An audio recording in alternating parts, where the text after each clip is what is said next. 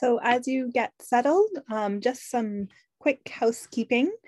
Please get comfortable and note that this event is being recorded and will later be posted publicly. Captioning is available. Please select live transcription down below to have it enabled. You might have to hit live transcription and then show subtitle.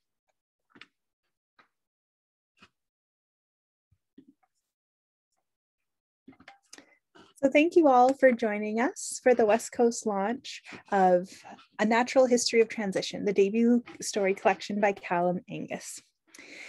We have special guest Hazel Jane Plante and Corrine Manning with us here today.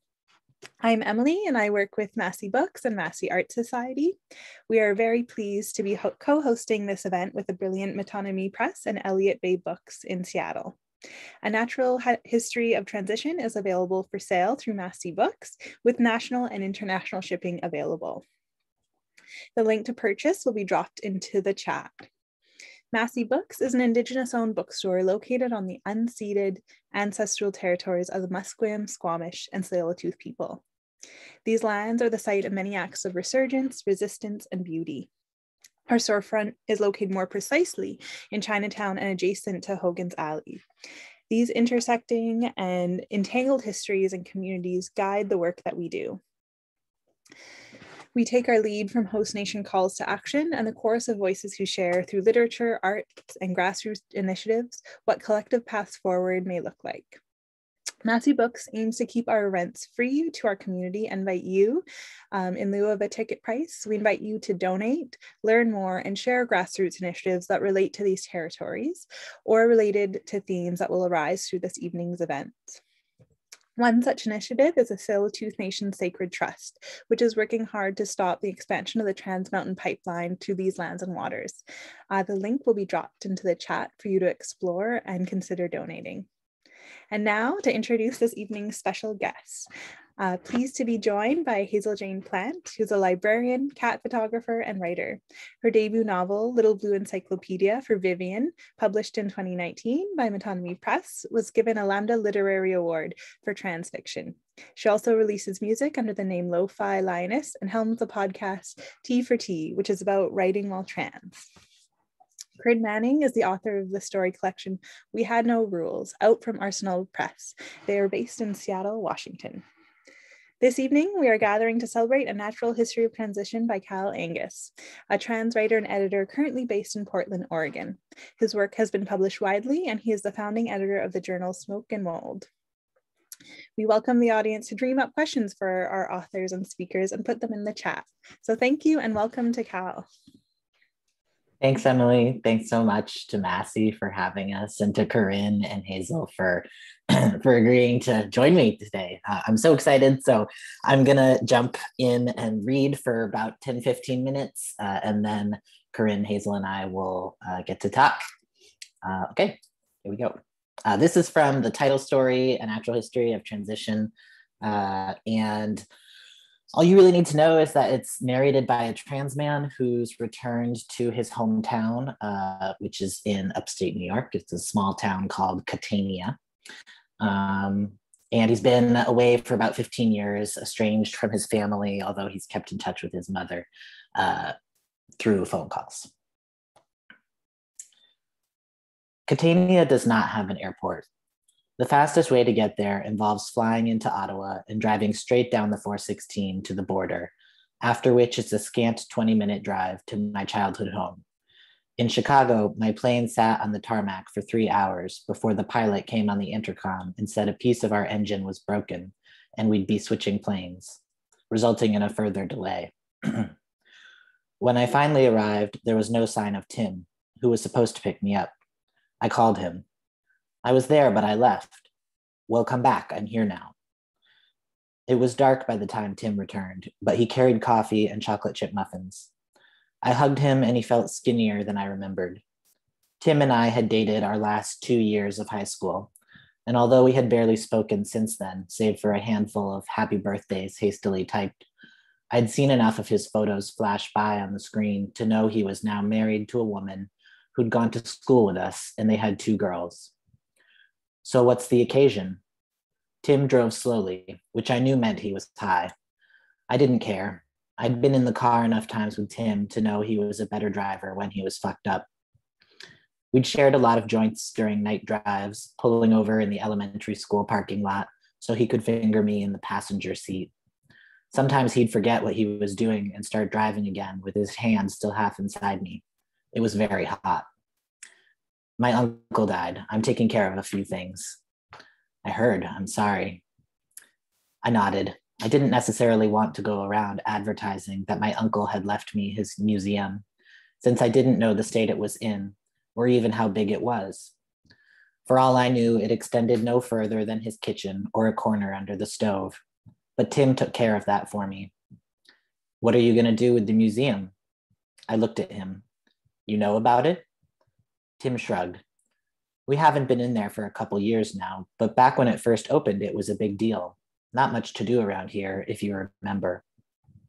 I didn't even know it existed until I read the will. What's in it?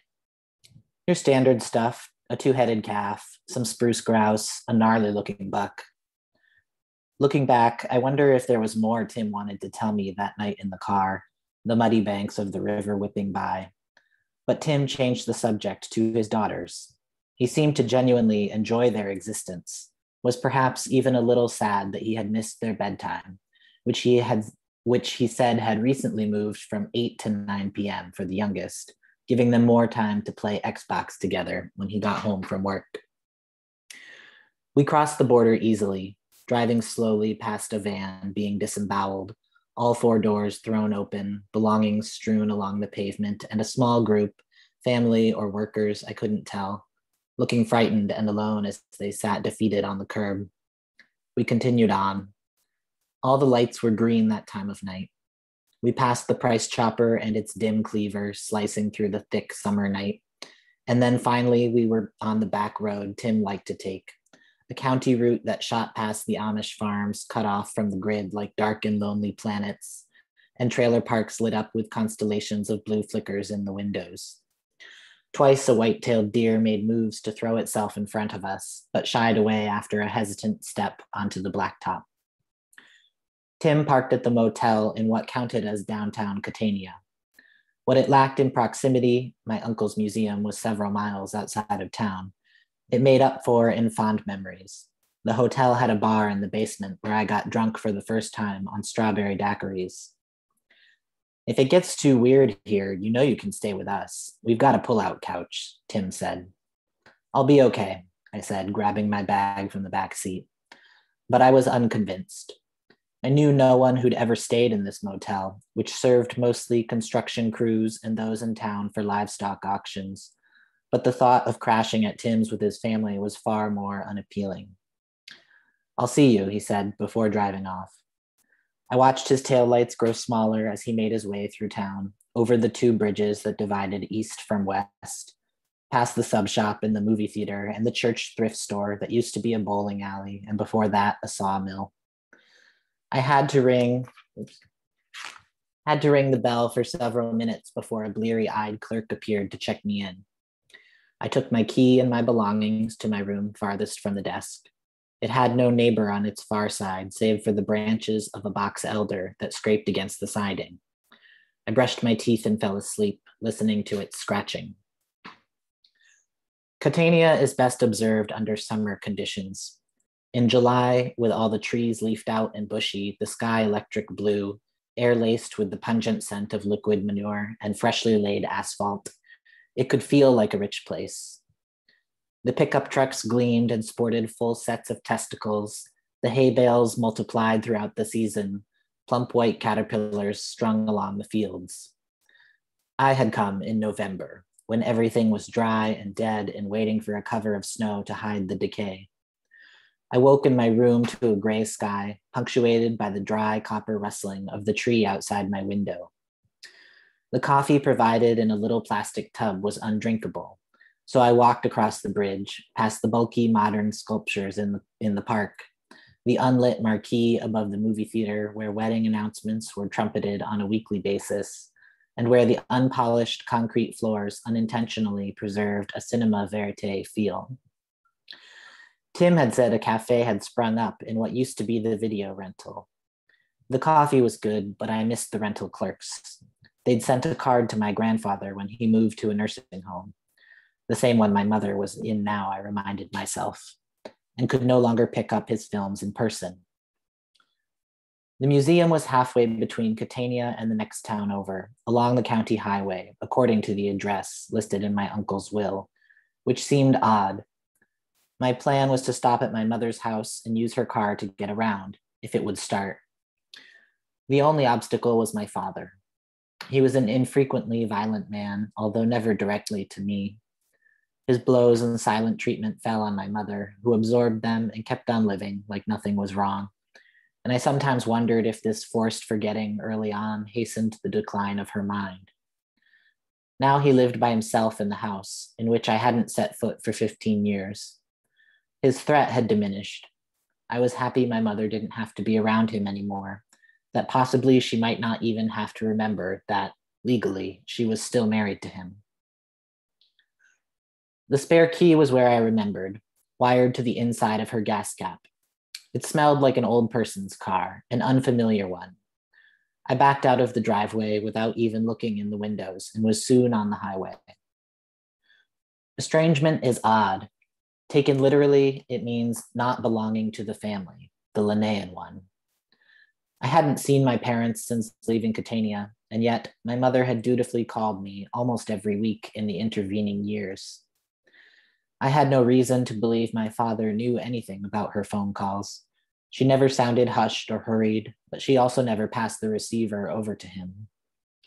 I assumed she simply called while he was at a job, laying cement or jackhammering up concrete to place a new layer down.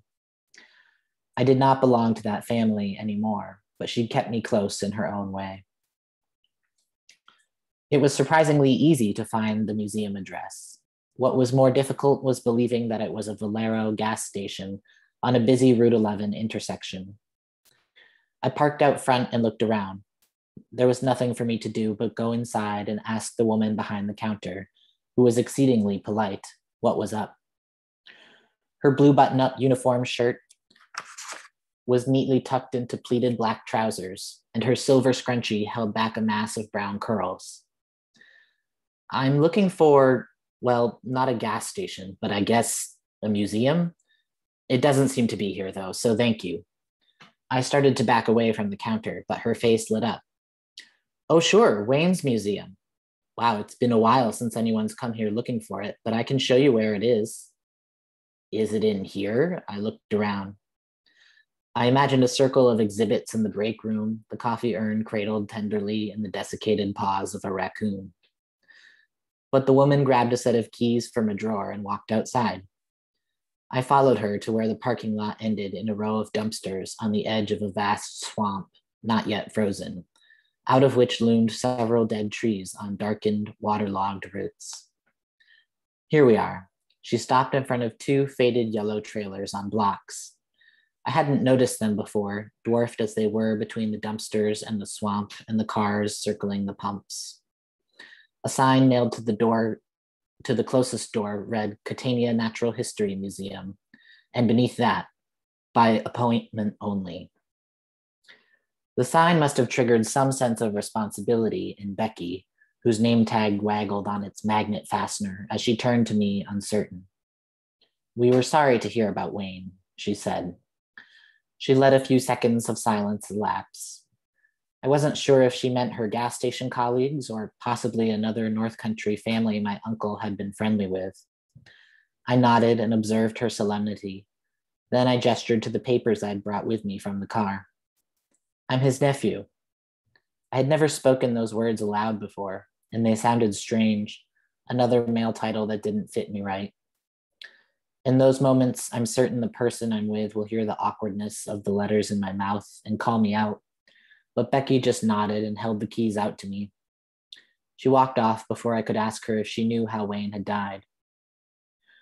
Consider the picture I made, standing on the doorstep of that trailer, not having yet a clear idea of its contents. The only museum I knew was the one inside my head, partitioned off into all the things I thought I'd find. Things I'd seen in museums before that made up these imaginary exhibits. Bones and gems and pressed flowers, all of which seemed too delicate and arcane for my uncle to have concerned himself with. But then again, I didn't know him well enough to say for sure. It was very dark with all the windows covered by blinds. Dangling from the ceiling was the string to an empty socket. Slowly, my eyes adjusted enough to make out 2 banks of shelving that lined the cramped space on both sides, antiseptic in its sleek lines and shiny metal locks. But the specimens, the collections, where were they? Mouse droppings and insect carcasses littered the floor, a random, untidy exhibit of leavings that my uncle, a meticulous introvert, would have either lysoled or cataloged, I couldn't say which. It looked as if the museum had been forgotten long before Wayne's death. I opened one long rectangular drawer after some trial and error with the keys, which is where I saw the first of them. A dozen forms pinned to acid-free backing and vacuum sealed beneath the glass in graduated sizes, from the diameter of my open palm down to a silver dollar. In the gloom, I could only make out their basic shapes, curved in some places and then jutting out abruptly in others. Some specimens had what might have been a tuft of fur or something resembling a snout. On others, swirls of hair gave way to smooth stretches dotted with pores. One was encircled by gnarls of root. There were no legs or means of movement, and no clear openings where a mouth would go or waste would emerge from. I couldn't tell if they were or had been alive. I'll stop there.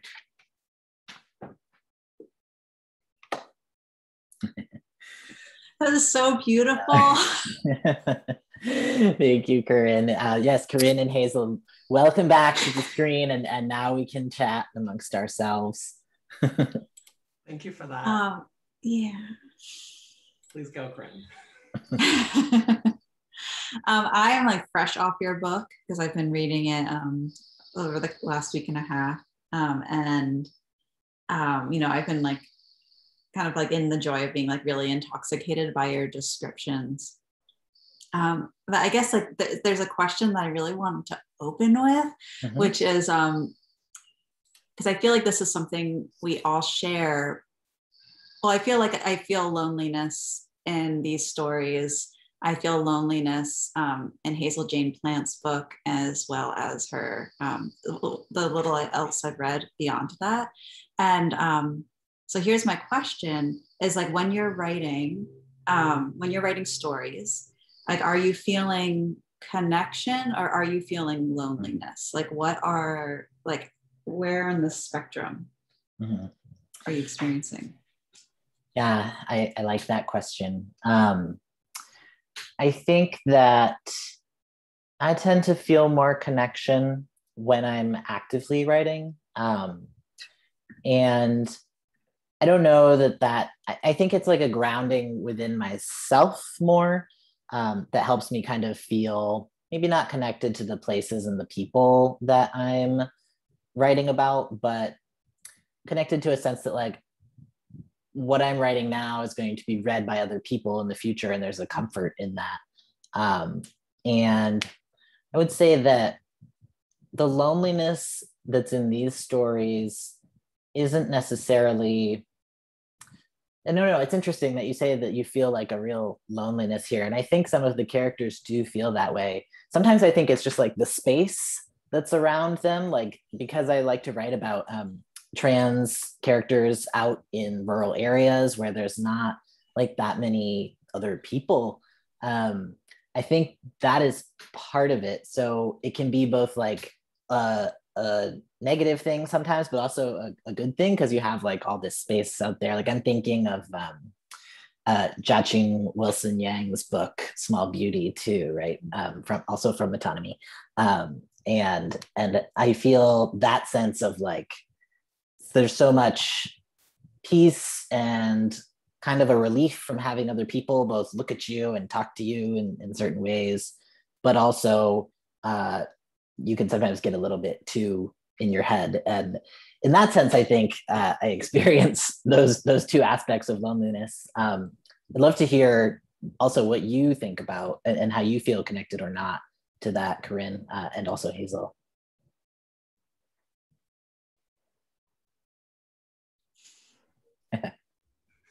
Should I go next?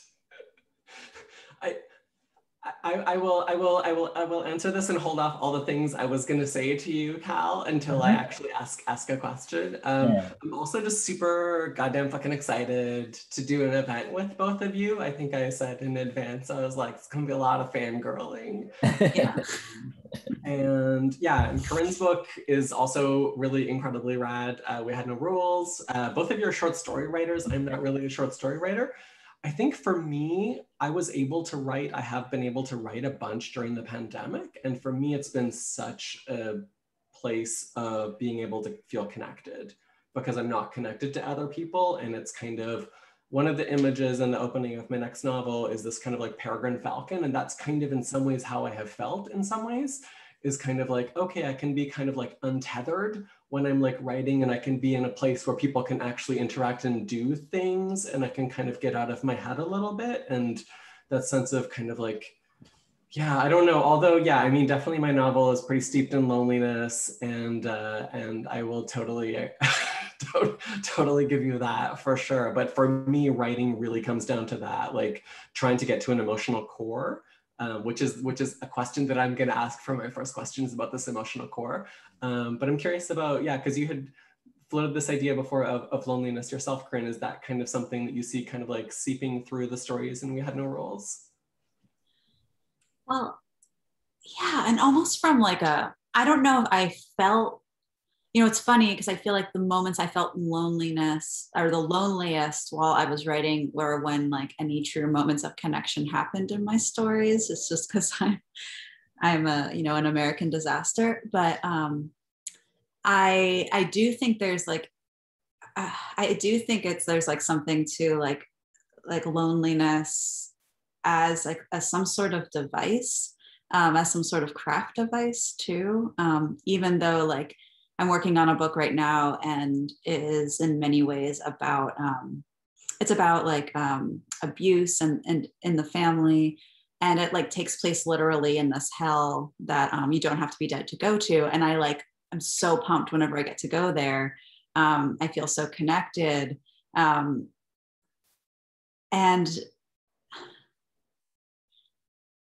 then I like, as I'm like, the deeper I get to that emotional core, I feel like I touch into this loneliness that's not necessarily a bad thing. Yeah. That's interesting. Well, that book sounds rad as hell. That's amazing. I can't wait to read that. And I feel like, so often, or at least when I was in like writing workshops and stuff, the compulsion was toward, put all your characters in a room and like have them at a party or something and see what happens. But I think the loneliness that you're talking about is just as generative, right? I like that you said it can be a craft device too. This idea, especially with characters who are wrestling with like, who am I? Or like, what is this self? Or not coming from a very like centered place either. I think that the loneliness can be really revealing. I think in my story, the first one, In Kind, where the narrator, or not the narrator, third person, but where the main character, Nathan, who's a trans man, gives birth to this cocoon. And then there's like that scene where he's driving with the cocoon like in the back seat, and then decides to, he realized he hadn't spoken aloud in the presence of this entity before then.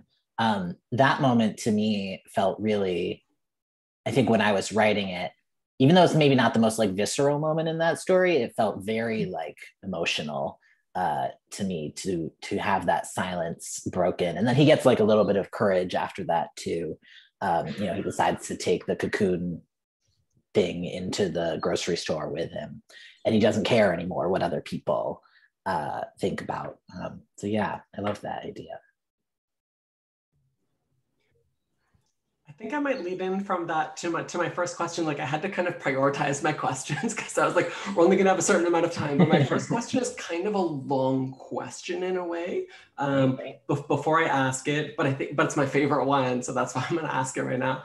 But before I ask it, I do want to say, like, I've written a couple of blurbs lately, which is the first time I've ever written blurbs. So now sometimes when I read a thing, I'm like, what are the words that come to mind for this? And the words for your book were very much like magical and mercurial and like bizarre and like beautiful. It kind of runs the gamut of a bunch of different things. And what I wonder about, and like, I don't have like an MFA, I've never really studied writing, but a thing that I've noticed in a number of both of your stories, in fact, is this kind of like emotional core, where at some point in the story, it's kind of like, that's the thing, right? And I was kind of like reading something that was also pointing again to like Bart talking about like the punctum of like an image, like the thing that kind of pierces you or bruises you or that's poignant to you. And I started thinking about this idea of like a punctum of like a short story. And specifically, I started thinking about that in relation to Rock Jenny, which is a story that I really love. It's one of my favorite stories for sure. I just have so many feelings around it. And there's a moment in there that was so deeply poignant and deeply piercing to me that I really was like, this is the first thing I want to ask you about.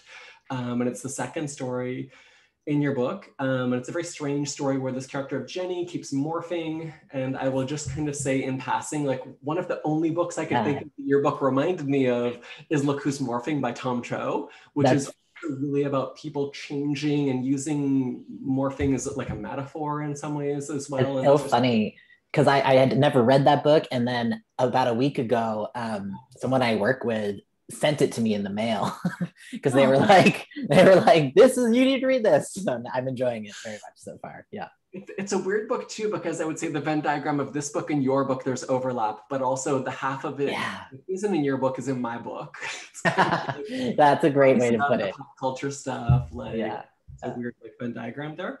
And the moment I'm thinking of in Rock Jenny is when this character of Jenny becomes this giantess. And like at this point is this giantess, and then says to her partner, and I'm gonna say this twice because I'm aware there's captioning going on here, and I think it's often useful to say a thing twice. She says to her partner, Zeph, it feels different now. It takes everything in me not to be a rock. And then Zeph says, then you can't fight it. Just be a rock. I'll still love you. So it feels different now, she says. It takes everything in me not to be a rock. Then you can't fight it, Zeph said. Just be a rock, I'll still love you. And it should or could maybe feel absurd, this idea of this giantess turning into a rock. But it really hit me very emotionally, having been a person who has said to a partner like, hey, I need to be a different thing. And having had a partner say, be the different thing, I will still love you. Like, it's just really like, it's one of those things of where I almost turned into like a 6'1" puddle of tears.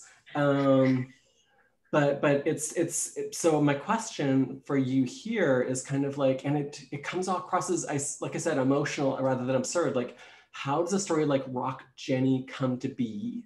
And how did you know that this transformation into a rock was an emotional moment instead of a moment of absurdity? Ooh, I like the end of that question too. Okay. So I think when I'm writing any story, I mean, whether you're starting to write or read a story, you enter it with kind of so many preconceived notions about like what could go on or what has gone on in other stories that start to sound like it, right? And I think for me, I'm always trying to write to the point, and I'm not a planner so much in stories. I sort of just start and then we see where we go from there. I definitely revise and stuff, but I typically don't go in with a plan. And I'm trying to kind of write for that moment when beyond which literally anything could happen, right? And the reader will accept, like there'll be complete suspension of disbelief and like anything could happen. And I think that moment starts for me when I was writing it, the moment of like, oh, okay, she's not stopping at becoming this giantess. Like you said, she's going to keep going. And there's just momentum and following her with that. And then, you know, that's not her last stop either. And so I wanted there to be this moment of like, okay, I have a feeling that this character is going to keep going and keep changing, but I still want there to be this moment of connection before, like between her and Zeph, before there's a more radical kind of departure. Because in some ways, I think that story is about, at least their relationship is about the ways that we kind of come together in friendships, relationships, whatever it is, and like we're really important to each other for a period of time, and then like there may come a time when that doesn't serve us anymore, right? And I love that you also brought up that Jenny's transformation and sort of that conversation that they have was really poignant for you as well with your experiences, because I think a lot of these stories really want to be about the like, oh, you thought you were going to be one thing, or someone thought you were going to be one thing, and then you go to them and you're saying, oh, well, turns out that this is not what we expected, and how are we going to deal with that? And sometimes it's not even, not even the person. Sometimes we have unexpected reactions to that, no matter who we are or like where we're coming from, because it's difficult. But I think that when Zeph responds in that way, after that, he walks up and he spray paints her name on the side of her leg, right? After she becomes a mountain, so there is this moment of like acceptance, but there's also this moment of wanting to like take back, I think. And I think that moment can be read in different ways. Like it can be loving, it can also be kind of violent is maybe too strong, but it can be kind of violent and like claiming and putting this name back on her when maybe, a mountain maybe doesn't need a name in that way. But also graffiti is cool and like kind of gives a nice edge to some natural places where it's a mix of human and nature too. So I hope that answers your question in part. No, it totally does. It totally does. Yeah. And like you're saying, the story goes to a different place. And in some ways, Jenny becomes an attraction. Right. Monopolize and capitalize on that too, which is doing a different thing. But yeah, thank you. Yeah. Love that. Sorry, I'm gonna take a drink of water now. Let's all drink water. As someone who has never studied like how to write a short story and doesn't really know how to do it, is like an emotional core thing people are trying to write into a story, or like is both of you masters of this format and I am like a poser. So you're definitely not a poser. I don't know. What do you think? What? The short story. Does it get like what about it? Like, so is this emotional core, this punk? Or is it something that just kind of organically happens in a story?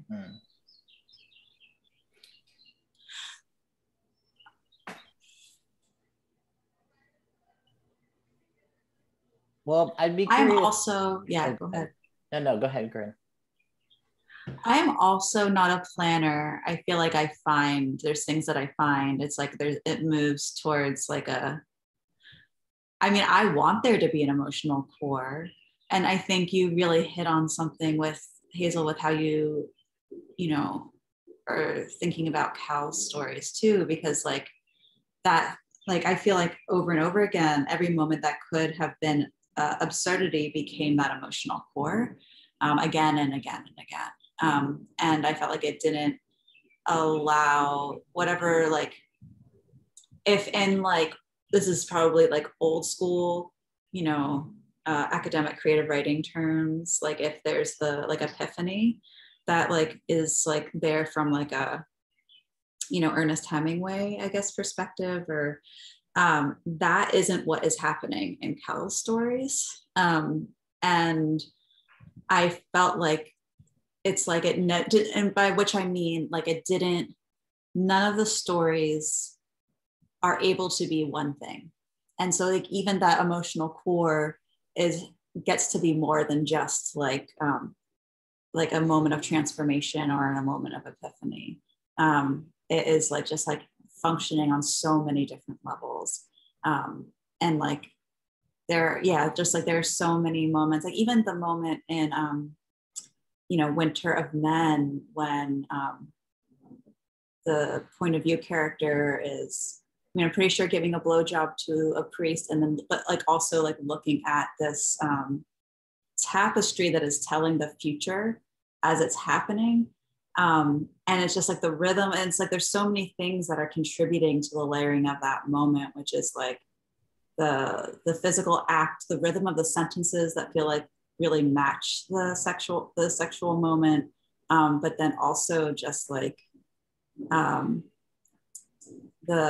these moments of connection that are coming through from like, you know, we're all waiting for the moment where like her or his initial, like, I don't know, love interest, best friend is going to come through and speak to him again. Thank you for that. That's very, I had never, well, it's interesting. Sort of thinking about what you're both saying, I really like that I hadn't really thought of it before in terms of like, how does the absurd and the emotional part of a story play off of one another? I think, you know, if I think about like who I had in mind a lot when I was writing these stories, one of the writers that really inspired me a lot was Reynaldo Arenas, who is a gay Cuban writer, and who immigrated to the US in the 80s, and was like, was persecuted by Castro, and wrote all of these novels that are extremely hallucinogenic, kind of, you know, about priests and stuff swimming on like seas of semen and things like that, and just like really outrageous stuff. But at the same time, there's an emotional core there too. And I think when I read that, and a lot of it is about, you know, belonging to a place, loving a place, but also feeling like you don't fit there either. And that was so impressive to me, that like there could be something so absurd and so out there, funny even too. And at the same time, you're not really like laughing at it because of that core that keeps like drawing you back in. And also so much of his language too is based on, you know, the fact that Cuba is an island and the sea is this like constant presence, and the kind of push and pull and the rhythm of the sentences. So I think I wanted to do something like that, like have those two impulses there. And it's interesting. Sometimes I feel like I pull, like when I tip the moment over into like a emotion, it's a really delicate balance of like not wanting it to be too sentimental, right? And I'd be interested to hear how you both approach this too in your work. Like, how do you find kind of the right string to pull of emotion, whether it's in dialogue or a scene, without it tipping too far into like sentiment or something like that? Go ahead, Hazel. Yeah, please, Hazel. I don't know, like with that stuff for my novel, like that I think was kind of the hardest thing in some ways. That was one of the hardest things, was the kind of being able to get the tone right, because it's like, especially I was trying to have things that are really funny but also really sad, and sometimes they would be within the same paragraph, and kind of how do you do that without giving a reader emotional whiplash? And that's a really hard one, especially the 10th or 20th time you're reading it, you're like, I don't know. You know, so I think in that case for me, a lot of it was, you know, trusting other people with their feedback as well, and kind of being able to see it through their eyes, but also especially in the first draft and in later drafts, being willing to go too far, and then I can kind of pull it back later. And that's kind of one of the things that I think I've kind of been realizing the last maybe 2 or 3 years anyway, especially the last year or two, is kind of like, I'll just let the line keep going until it ends. And then I can kind of like stitch it up later or whatever. Like I can, you know, I can frog it, as they say in like knitting. I'm not a knitter, but I believe that's a knitting term. I can like frog it and just like take that line back or whatever, of pearls or whatever. But I want to be able to reach for that moment and just be like, this might be way too fucking much, but I want to go there, because I'm not going to like dial it down. I will dial it down in the 3rd or 4th draft. But for now, like my current novel has, as I told one reader, I was like, all of the sex is dialed up, all of the like trauma is dialed up, and all of the music is dialed up.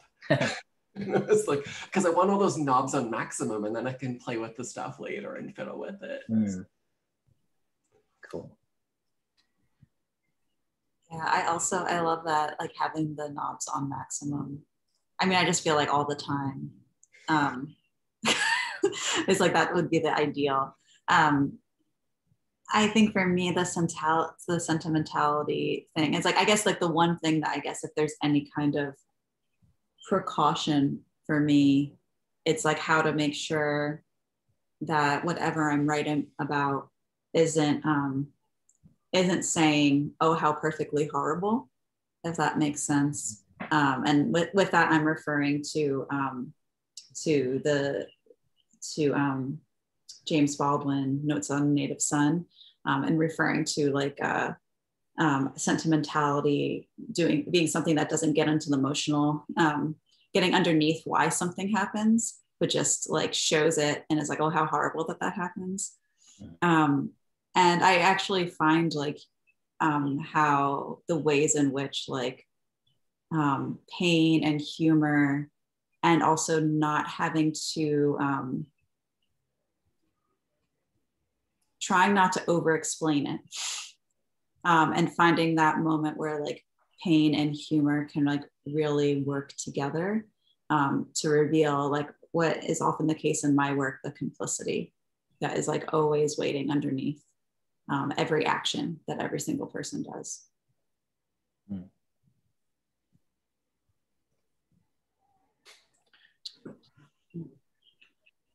I wanted to ask you too about a little bit about structure, but I feel like, Cal, you use the natural world to create this like background beat throughout, and it's almost like whenever we need to, it's like whenever the story needs to like have some sort of like emotional space or like a camera pan, it's always to the natural world.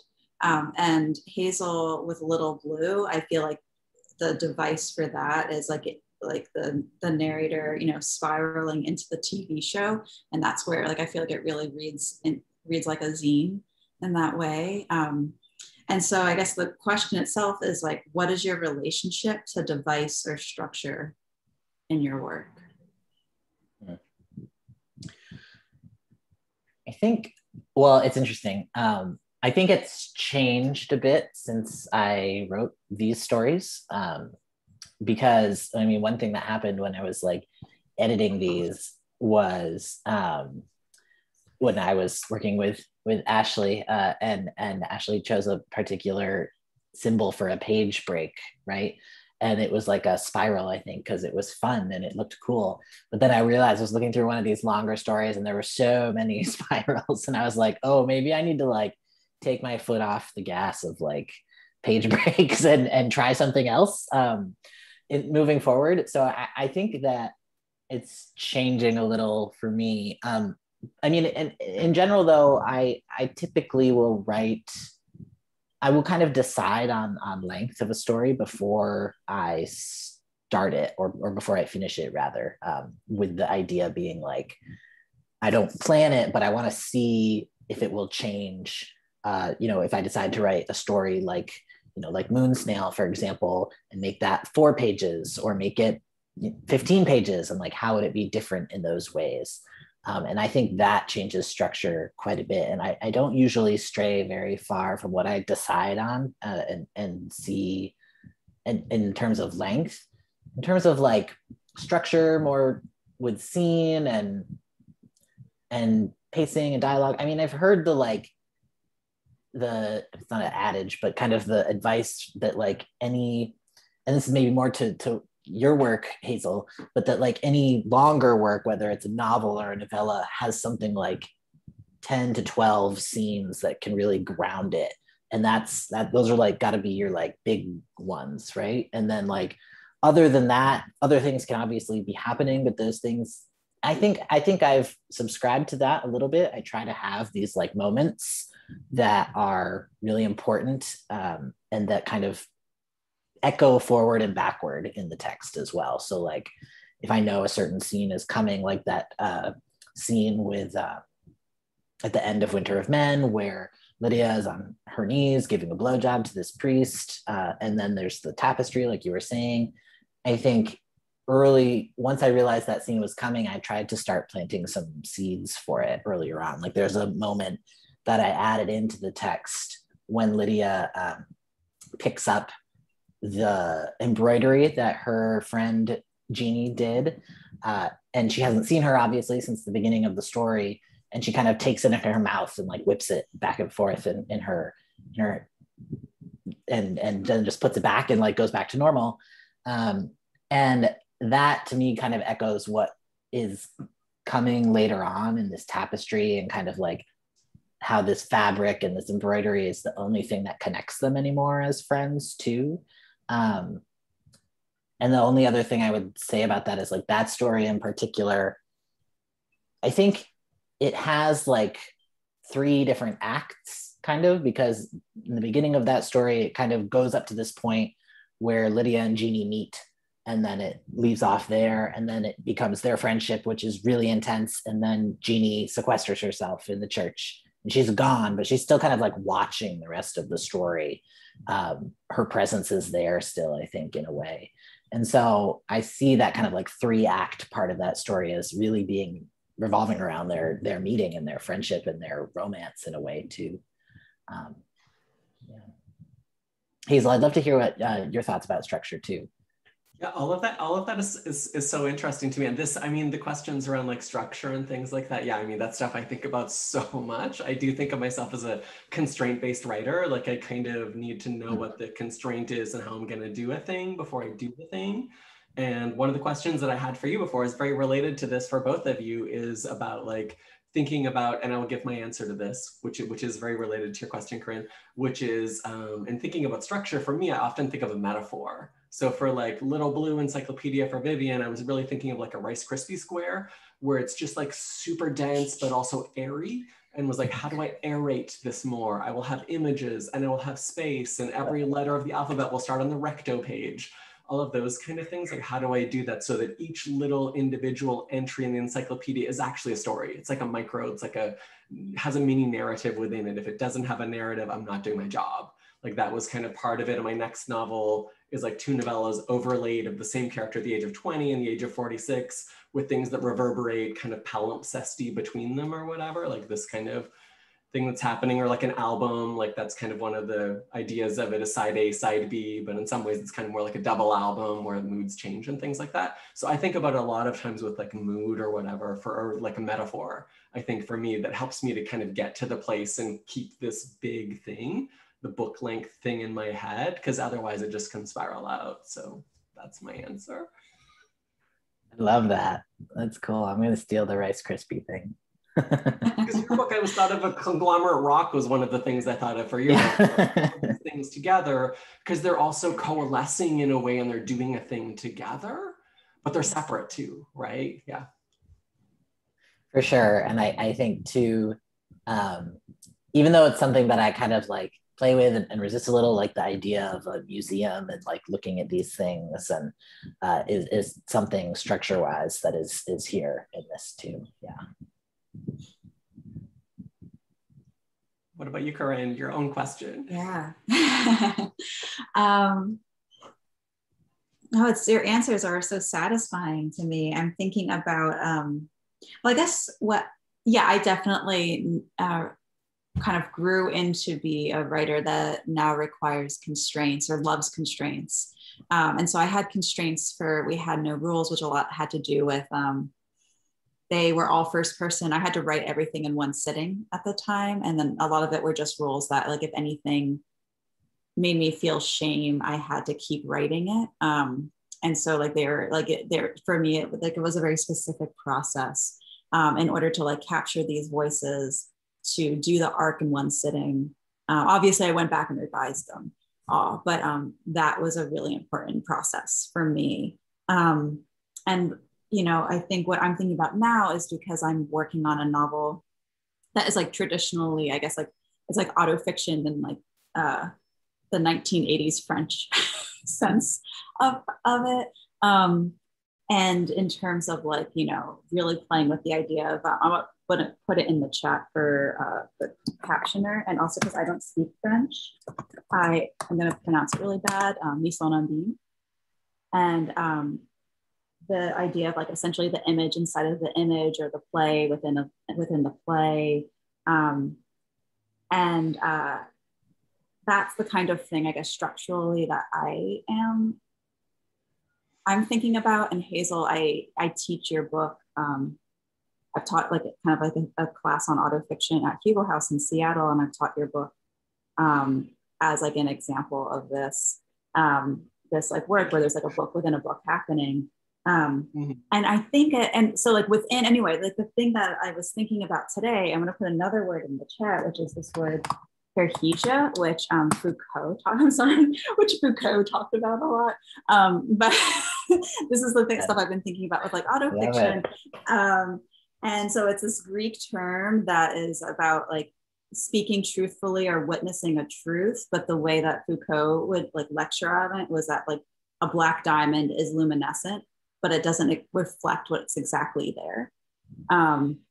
And so I feel like that is like what it's like, that's like essentially like what I'm trying to get at in structure is like, how do I create something that's luminescent, that reflects something, but doesn't exactly reflect what's there. And I feel like Cal, it's like a lot of what we've been talking about with these ideas of like, you hitting the emotional core often at this like absurd, like you don't let it just be one thing. Like it's like the absurd moment plus the emotional moment are happening at the same time.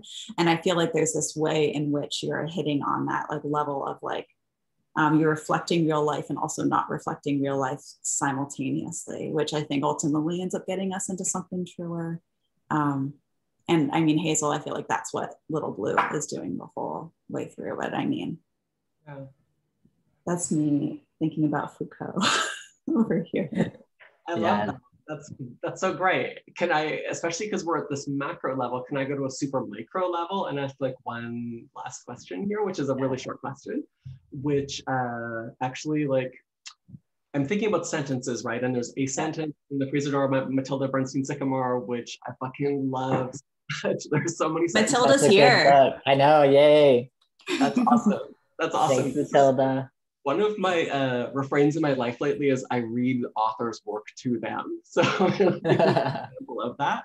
I will read it twice again for captioners. It's this sentence, and I've quoted it in a number of emails to friends who are writers. Sometimes I stare at a sentence to see if it's alive. Sometimes I stare at a sentence to see if it's alive. And in relation to that, I wanted to quote a specific sentence from the story Migration. I love Freezador so much. I think like everyone in the room, lots of love. This sentence from Migration is, and again, I'll read I'm so sorry, Hazel. I'm gonna just quickly interrupt you and ask you to repeat it for me one more time. Thanks. Is it this? Oh, the sentence? Yeah, sorry, Yes, the sentence is, sometimes I stare at a sentence to see if it's alive. Okay. Thank you. Yeah, and the one sentence from Migration is,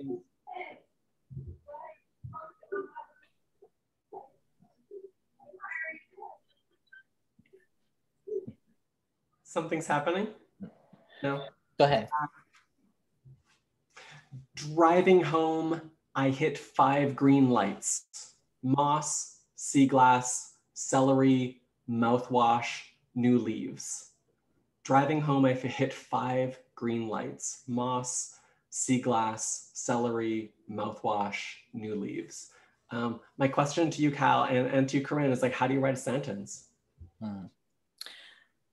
I love that you brought Matilda's work into this because from the earliest days, her work has been really influential to me, both in how I think about writing and what it can do, and also how I like look at the world and move through spaces. To me, writing sentences is like a very spatial thing. One of the things that I am trying to do, I think, in a lot of my work is kind of unpack these relationships that both trans characters, with people in general, have with like the physical and built environment around them. And if I can do that with on like a sentence level, that kind of relieves me of any other pressure in the rest of the work to try and like get a message across, right? Or to like say something with a story. Like I think as soon as I start thinking about my writing in that way in terms of what I'm trying to do or say, it just becomes too overwhelming, and it just doesn't work out. It falls kind of flat. And so instead I try it with every sentence to kind of infuse it with something that, with that idea, or with trying to unpack that relationship and bring it back to the kind of elemental parts of my work. You know, whether that's like a building or more traditional like water or stone or rock or something like that. And so yeah, I don't know. I mean, it's hard to say more specifically than that. Like, but I'd love to hear, Corrine, too, what you think. How do you write sentences? You know, I only really succeed in writing complete sentences in English, and I can't speak for what it means to like write sentences in other languages. So what I might be speaking of may specifically be an issue with English. I find sentences so there's like the power to manipulate is, you know, obviously so present. And two, I think something I kind of really have watched with my own writing is like how I can manipulate something into feeling emotional, or like trying to like gain like emotional intensity, or like it's like I might not have earned it yet, but I can write the sentence that emulates it. I don't know if that makes sense. And so like a lot of what I have been working on, that I like really worked on with We Had No Rules, and I think just like with sentences, when I think about on the sentence level, is like how you know, how like what is the rhythm of the sentence before, in both content and in you know, and in clauses, like have I earned the next sentence, like how do I earn the, like when I want to sing, how do I like create the momentum that where I've earned the singing? Because I think especially when I was a young writer, I would just be like, okay, I'm at the end of the story, I'm gonna sing it out, because I could write these like emotional sentences, but I hadn't earned I hadn't earned it was empty somehow. So I guess like I don't know how to write a sentence, but those are the things that I think about when I try to write sentences. I know we're at 7:30 right now, but Hazel, was there something else? Is there something about sentences in particular that you feel called to speak about? Oh, for me, I was just really curious about the answers both of you had to give. I sometimes find sentences, I mean, they're hard, right? And I think it's one of those things of where like, yeah, like what both of you are saying, and also the idea of it doesn't live in isolation. It's not its own island. Although I feel like I'm reading more and more works that will kind of like slow down. Like I think The Freezer Door is a great example of that, where there will be pages where it's just one sentence, or I'm thinking of a number of other writers who will do that, and it does a very different thing, right? It gives it that space and it gives it something else, but otherwise it's like, yeah, does it set it up for this thing, or is it a hinge sentence that moves on to another thing, or it's laying the groundwork for a sentence that's going to come 3 pages later, or maybe 100 pages later, and it's going to be the exact same sentence, but it's going to have a different resonance, and it's dinging a bell in the reader's head that you like planted in their head earlier. It's so satisfying. Yeah, that's so fucking satisfying. It's true. As manipulative as we can be, like Hitchcock style, where it's like, when this scene happens, they're gonna pee their pants. Yeah. I love it. Well, it's been so satisfying talking to the two of you. That's been the real treat. I don't see any questions in the chat, but just thank you both so much for coming and talking with me. Unless there's like one more thing you want to say or ask. I've enjoyed this so much. Thank you both.